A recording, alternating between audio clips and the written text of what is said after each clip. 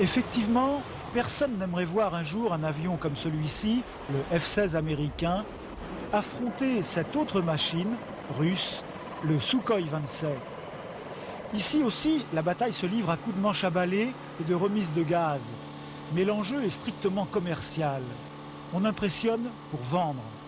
Vadim vous présente une figure acrobatico-technique, le Cobra, que seuls les Russes savent et peuvent réaliser.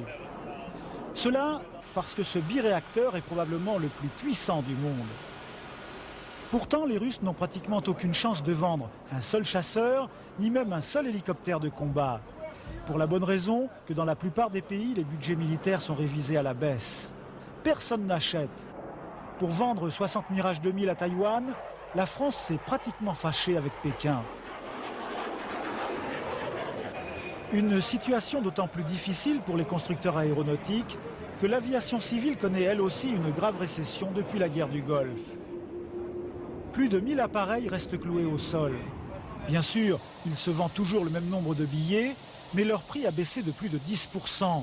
Les compagnies civiles ont accumulé 50 milliards de francs de déficit. La célèbre Panam a totalement disparu. Habituellement, il se vendait 1500 avions par an, à peine 300 l'an dernier.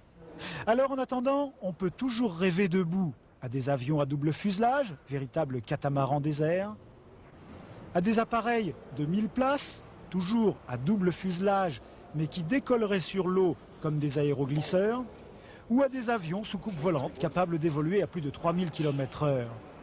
Domaine du rêve? Pas sûr. Cette maquette de bloc opératoire correspond bel et bien à l'aménagement intérieur de ce Mi-26, le plus gros hélicoptère du monde, russe bien sûr. Toutefois, François Mitterrand, venu inaugurer le salon cet après-midi en compagnie de François Léotard, n'a eu lieu que pour les productions françaises et européennes.